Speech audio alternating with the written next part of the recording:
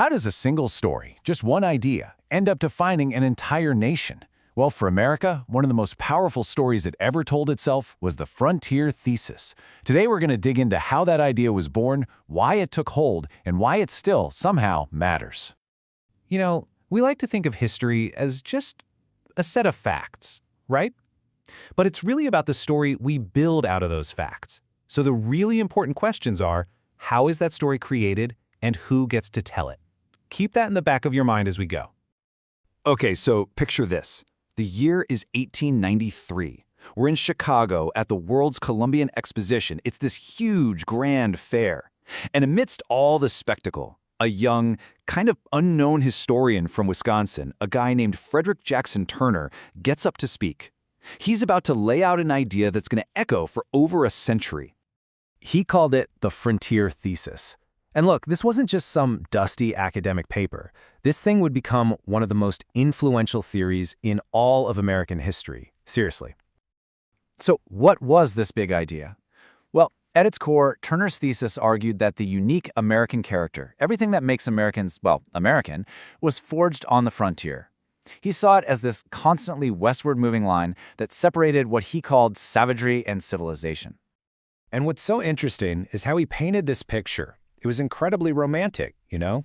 He asked his audience to imagine standing at a mountain pass and just watching this whole procession of civilization march right on by. It's such a powerful image, isn't it? One stage of life just naturally replacing the next, like it was all inevitable.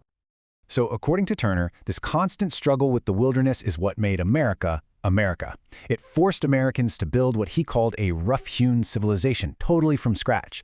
And that process, he argued, created our famous hustle, our democratic spirit, and it's what set us apart from the stale monarchies of Europe. In short, the frontier was our origin story. But here's the thing. This wasn't just some idea floating around in universities. No, this captured the entire nation's imagination. It became a true American ideal. And the reason why? Well, it all comes down to timing. The key to understanding why this idea took off like a rocket. It all hinges on this one year, 1890. Just 3 years before Turner even gave his speech. See, in 1890, the U.S. Census Bureau made a pretty stunning announcement. For the first time, there was no longer a clear frontier line on the map. The westward expansion that had defined the country for centuries was officially over. And this created a kind of national anxiety. Turner himself voiced this worry. He asked, what would become of the country without the safety valve of the frontier? You know, that place people could always go to start over. If the frontier made us who we are, what happens now that it's gone? And this is the crucial part.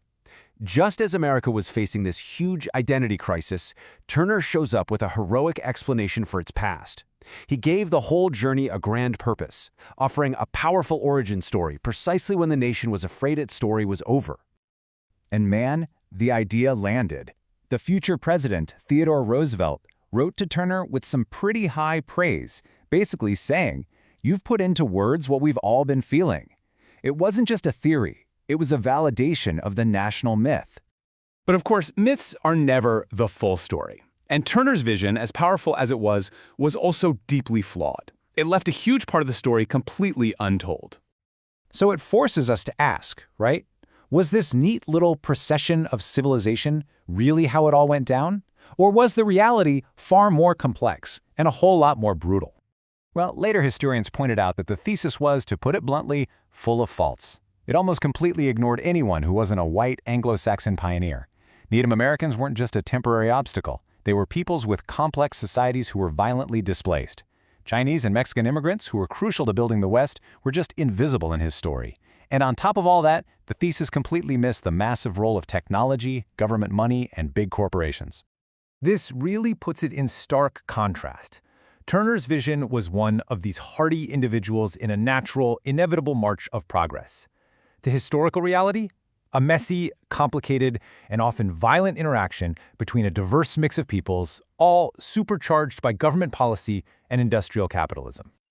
So, if the theory was so flawed, why are we even talking about it? Well, this brings us to its enduring and, very complicated legacy. Despite these massive blind spots, the frontier thesis wasn't just a fad. It became the main way American history was taught and understood for much of the 20th century. It achieved this almost sacred, canonical position in American thought. So that's the million-dollar question, isn't it? Why does a theory we know is wrong in so many ways still hold so much power over our imagination? Okay, here's the takeaway. The thesis matters because it perfectly captured that romantic vision of the American West, the rugged individualist who is still a central figure in American culture. It succeeded because it simplified a very complex story into an appealing, straightforward tale of progress, which really fed a sense of national exceptionalism. And most importantly, it's a perfect case study in how and why nations create these powerful myths about themselves. This quote really just sums it all up. The power of the frontier thesis wasn't in its historical accuracy, but in its incredible storytelling. It turned a messy, chaotic, and often tragic history into a simple, heroic, and inspiring tale. And that leaves us with a final thought. The idea of the frontier didn't die in 1890. We still talk about the frontiers of science, of space, of technology, right? So the question to leave you with is this. What are the powerful, simplifying, and maybe flawed frontier myths that are shaping our world today?